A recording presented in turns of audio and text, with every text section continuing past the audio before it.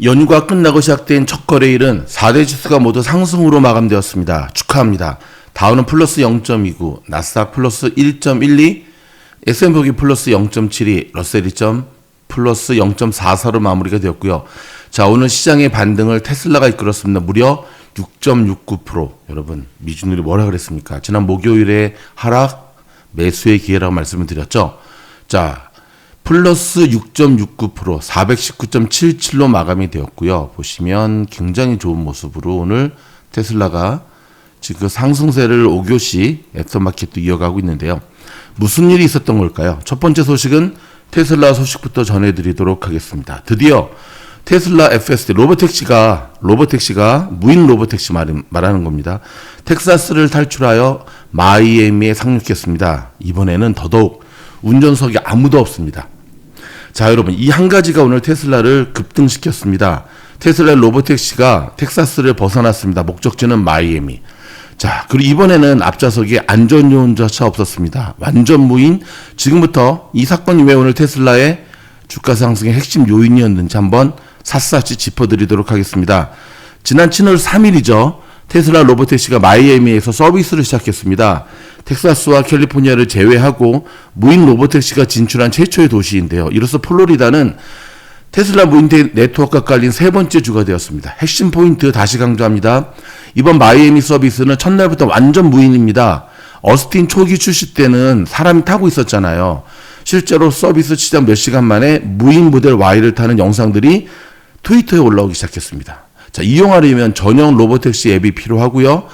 어스틴, 댈러스, 휴스턴과 마찬가지로 대기자 명단을 거쳐야 합니다. 여러분, 이건 단순히 또 하나의 도시가 늘었다는 이야기가 아닙니다. 테슬라의 정체성이 완전히 바뀌고 있다는 신호죠. 머스크는 지금 테슬라를 전기차 제조사에서 AI 로봇 회사로 갈아타게 했잖아요. 그 핵심 기술이 바로 FSD. 그 FSD가 돈을 버는 창구가 바로 로보택시입니다. 마이애미 진출은 그 사업 전환이 실제 매출을 내는 무대로 넘어갔다는 증거인 셈이죠. 경쟁 구도도 물론 봐야 됩니다. 마이애미는 이미 웨이모가 올해 1월부터 무인 택시를 굴리고 있던 도시입니다. 즉 테슬라는 웨이모와 정면으로 붙는 링에서 제발로 올라간 겁니다. 아마존의 죽스까지 마이애미 진출을 노리고 있어 이 도시는 사실상 자율주행 3파전의 격전지가 된 거죠. 자, 근데 여기서 우리가 또 반대편 각도에서도 봐야겠죠. 첫째, 테슬라 규모가 아주 작습니다. 운행 구역은 마이애미 데이드 카운티 서부 약 10에서 14제곱마일에 불과하고 다운타운과 마이애미 비치는 빠졌습니다.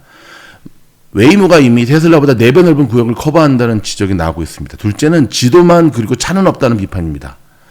자, 일렉트레온스 어스틴 출시 1년이 지났는데도 실제 무인 차량은 아주 극소수에 불과하고 오히려 무인 차량 대수가 줄고 있다고 꼬집습니다. 이런 비판이 있다는 얘기죠. 머스크 본인도 1분기 실적콜에서 안전검증이 확장의 제약 요인이라며 FSD V14 나올 때까지는 공격적 배치를 자제하고 있다고 인정했습니다. 세 번째는 날씨입니다. 비가 많이 오고 햇빛이 반사가 심한 남부 플로리다는 카메라 전용 FSD에서 지금까지 가장 혹독한 시험대라는 평가가 나오고 있습니다. 그에 비해서 웨이모의 이 카메라하고 이거는 좀 그 레이더 방식은 오히려 호평을 받고 있죠. 자, 도로교통안전국에서 몇 달째 조사 중인 바로 그 성능 격차가 마이애미에서 실전 검증대에 오른다는 겁니다. 자, 정리하자면 확장은 진짜 호재인데 그러나 아직 속도와 안전은 물음표라는 퀘스천 마크를 달고 있었던 거거든요. 자, 여러분, 그럼에도 불구하고 이것이 왜 굉장히 좋은 호재인지는 별도의 영상을 통해서 제가 올려드리도록 하겠습니다. 약속. 뿐만 아니라 여러분 지금 보고 계십니까? 지난 7월 2일입니다. 자, 7월 2일까지였잖아요. 지난주 목요일, 금요일은 휴장이었죠. 독립기념일 때문에. 7월 2일 날 아크가 얼마나 쓸어 담았나 보시죠. 테슬라를. 정말 어마어마하게 쓸어 담았죠. 그렇죠? 오늘도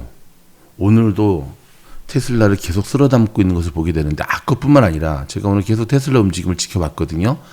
아크뿐만 아니라 전형적인 기관 매수가 끊임없이 들어오고 있다는 것을 볼 수가 있거든요. 그렇다면 우리가 한 번쯤 자, 역으로 이제 팩트 체크를 해보면 이게 테슬라의 자, 데일리 차트거든요. 지난 목요일에 이 엄청난 하락은 일종 개미들의 물량 뺏겼다는 걸 알 수가 있죠. 더불어서 그렇죠.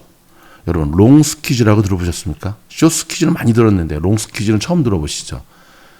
롱스퀴즈가 났다는 것을 알 수가 있습니다. 어쩜 이렇게 거짓말처럼, 그렇죠? 이렇게 장대 음봉을 만들어 놓고 이날은 하루 종일 내렸거든요. 여기 딱 보시게 되면 느낌이 딱 오죠. 보세요. 하루 종일 내렸고 오늘은 하루 종일 올렸고. 자, 팔란티오 소식 좀 전해드릴까요? 오늘 팔란티오 요즘 움직임 굉장히 좋아요. 지난주부터 며칠째 계속해서 상승하는 모습을 보여주고 있거든요. 오늘은 자, D.A. 데이빈슨이 팔란티오 주식에 대한 투자 의견을 중립에서 매수로 상향 조정하고 목표 주가를 165달러에서 175달러로 올리면서 투자자들에게 선물과 같은 기회라고 강조하는 것이 팔란티오 상승의 주요 원인이 되었습니다. 스페이스X 오늘은 살짝 좀 조정을 받네요. 자, 그래도 160을 지켜주고 있습니다. 160.42로 마무리가 되었고요. 지금 5교시에서 158.04로 이어지고 있습니다. 이번엔 장을 좀 정리해 드리도록 하겠습니다. 좀 전에도 전해드렸지만 다우, 나스닥, S&P 500, 러셀 2000까지 4대 지수 모두 상승으로 마무리되었고요. 자, 지난주 차익 실현 매물이 쏟아졌던 AI 반도체주가 반등하면서 시장을 이끌었습니다. 자, 여기서 잠깐. 자, 미국에도 그런 언론들과 평가가 되게 많아요. 그리고 한국 언론들은 사실 미국 기사들 그대로 갖다가 뺏겨 쓰는 거니까 의미가 별로 없죠. 무슨 말이냐? 반도체주의 그 수급이 다른 곳으로 몰리고 있다. 근데 거기에 대해서 미주노는 한결같이 아니다라는 입장을 고수하고 있거든요. 반도체주가 익절이 나오고 나면 그 돈으로 딴 데로 가는 것이 아니라 기다렸다가 다시금 반도체를 끌어올린다는 겁니다. 여러분 한번 상식적으로 생각해 볼까요? 한국의 삼성전자나 뭐 하이닉스가 시장을 이끌었잖아요. 한국 국장을. 자, 그 삼전닉스라 그러죠, 요즘. 그거를 매도한 외국인의 자본들이 다시금 한국 주식시장에 들어올 때 다른 거 살까요? 뭐 코카콜라, 뭐 코스코, 월마트 이런 거 살 것 같습니까? 그렇지 않습니다. 반도체주는 시장을 끌어올릴 때도 먼저고요. 빠질 때도 먼저라는 사실을 기억하셔야 됩니다. 기다렸다가 다시금 반도체를 끌어올린다는 거죠. 자, 여기 한번 S&P 500의 히트맵을 한번 보도록 하겠습니다. 브로드컴은 애플과 맞춤형 반도체 개발 공급 계약을 2031년까지 연장했다는 소식에 3.7% 상승했고, 필라델피아 반도체 지수 이틀 연속 하락세를 끊고 2.17% 반등했습니다. 웨스턴 디지털은 7% 급등했고요. 테러다임은 2.8%, 오라클은 2.5%. 여기 지금 나오죠. 여기. 그렇죠? 이쪽 이렇게 나오고 계속 있잖아요. 그렇죠? 이런 부분은 있는 것 같아요. 그동안 시장을 굉장히 이끌었던 요 3인방 중에 샌디스가 굉장히 이끌었잖아요. 그게 그동안 좀 상대적으로 조금 뒤처졌던 웨스턴 디지털이나 시게이트 쪽으로. 근데 결국 같은 섹터군이거든요. 돌고 돌고 도는 것은 감지가 되고 있습니다. 자, 오라클 2.5%, 마벨 테크놀로지 1% 이상 상승했습니다. 반면 마소는 전체 인력의 2.1%에 해당하는 4,800명 감원한다는 소식에 1% 가까이 하락했습니다. 시장에서는 AI 투자 여력이 여전히 유효하지만 하반기에는 실적이 주가를 좌우할 것이라는 분석이 나오고 있습니다. 당연한 말을 이렇게 또 얘기하고 있죠. AI 관련 종목과 시장 전체가 번갈아 상승하는 흐름이 나타나고 있는데요. 앞으로도 이렇게 될 가능성이 매우 높습니다. 결국 기업들이 강한 실적과 AI 투자 성과를 입증하는지가 중요한 계기가 되겠죠. 자, 현재 랠리는 특정 기술주와 반도체주에 크게 의존하고 있다라는 걸 볼 수가 있는데, 연준이 예상보다 올해 고금리를 유지하면 시장이 흔들릴 위험이 있다라고 말하고 있습니다. 이번 주에는 자, 2분기 실적 시즌이 본격적으로 시작이 됩니다. 그렇죠? 금요일날 델타 항공과 펩시코가 실적을 발표하면서 한국도 3전, 그렇죠? 자, 시장 참여자들은 자, 오늘 이번 주에 공개되는 FOMC 자, 회의록 공개가 있습니다. 그렇죠? 주목하고 있는 수요일이죠. 캐비넷 의장 취임 후 처음으로 열리는 논의의 핵심 내용이 공개되는 만큼 향후 금리 경로에 대한 단서를 제공할 것으로 예상이 되고 있습니다.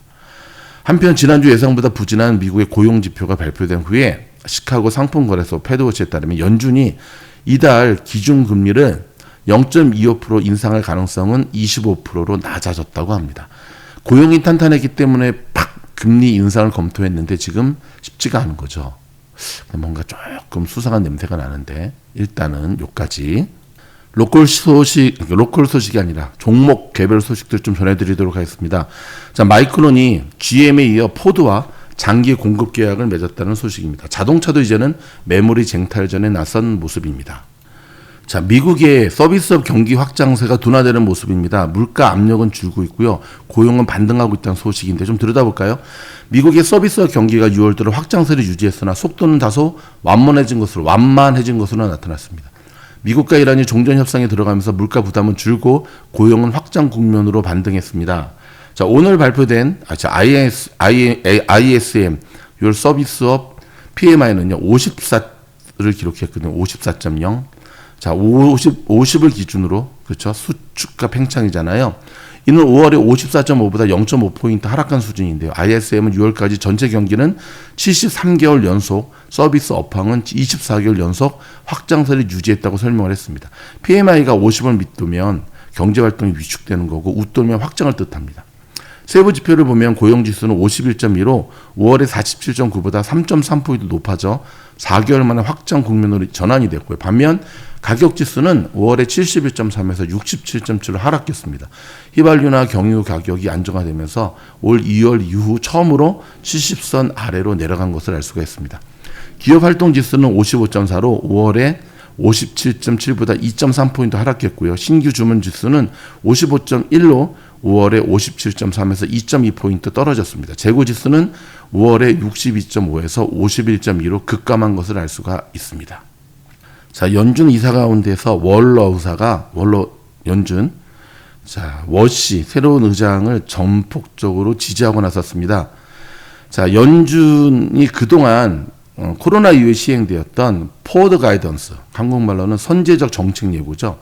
이것이 오히려 연준의 손발을 묶어버렸다. 그러니까 미리 이제 얘기해 버리고 나니까 그것이 그렇게 나지 않았을 때는 연준의 손발을 묶어버리는 그런. 근데 여러분, 이 얘기는 워시가 지난번에, 그쵸? FOMC 발표 후에 기자회견에서 줄기차게 했던 말이잖아요. 그리고 우리는 앞으로 이렇게 하지 않을 거다.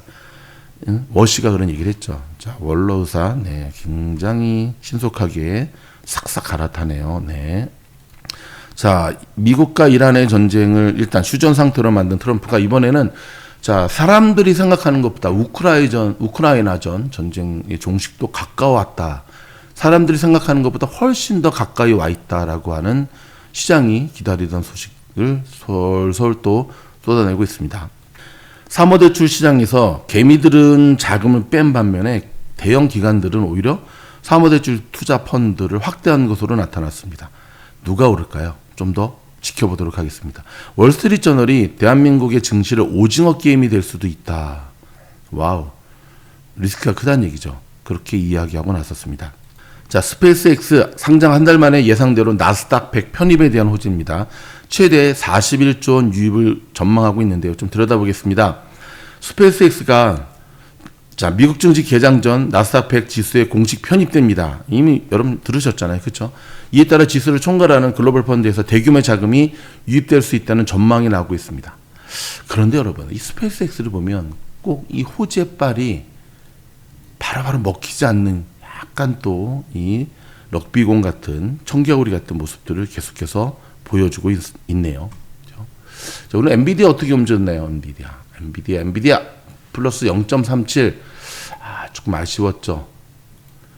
엔비디아 요즘 많이 밀려요. 잘 가다가 막판에 확 꼬꾸라지는 모습을 보이고 있는데, 그래도 AI 반도체 선두주자잖아요. 엔비디아의 차세대 AI 서버 출시가 제조상 어려움으로 1년 이상 지연될 것이라는 분석이 제기되었습니다. 반도체 분석 업체입니다. 세미 애널리스트는, 자, 오늘, 자, SNS에 올린 글에서 엔비디아의 카이버 NVL144 출시가 12개월 이상 지연돼서 2028년으로 미뤄졌다고 평가했습니다. 이런 기사들이 나오면서 어떤 일이 벌어졌죠? 예, 엔비디아 주가가 좀 계속 그렇죠. 이렇게 지금 나오고 있습니다. 여러분, 월드컵 소식 하나 전해드릴까요? 그 미국 선수 퇴장당했잖아요. 근데 트럼프가 전화했대요. 피파에다가. 내가 보기에는 퇴장감 아닌데. 그래서 야, 진짜 이런 어이가 없어서 퇴장당한 미국 선수 다음 경기에서 뛸 수 있게 됐답니다. 도대체 이게 도대체 어떻게 돌아가는 판때기인지 좀 당황스럽네요. 여러분, 월드컵이 이제 정말 흥미로워지고 가고, 좀 흥미롭게 가고, 주말에 브라질도 나가 떨어지고, 그쵸?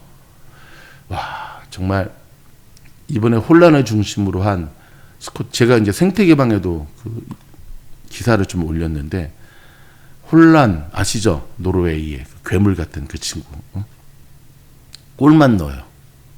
뭐 빌드업도 참여도 안 하고 수비도 참여도. 근데 그 몸이 워낙 비대해서 그거 했다간 지치죠. 그리고 지난 이미 확정이 32가 확정이 되고 난 다음부터는 한 경기 쉬기도 했는데, 이번에 브라질을 격퇴시키는데 1등 공진 2골을 혼자 다 넣었으니까. 장점은 기회를 놓치지 않습니다. 자기 맡은 포지션에서 기회를 놓치지 않는 모습. 여러분, 주식 투자 잘하기를 원하십니까? 하루 종일 모니터 들여다본다고 주식을 잘하는 게 아니라 바로 그 기회를 놓치지 않는 것.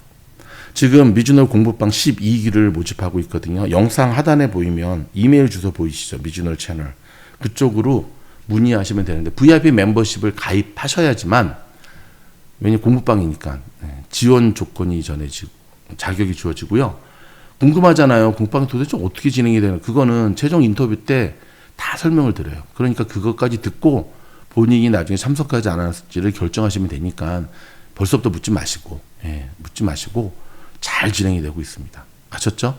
자, 여러분, 저희가 준비한 뉴스는 일단 여기까지 진행하도록 하겠고요. 개별 영상을 통해서 지원하고자 하는 뉴스들이 굉장히 많은데, 저희가 중요한 것 순서대로 해서 여러분에게 전해드리도록 하겠습니다. 고맙습니다.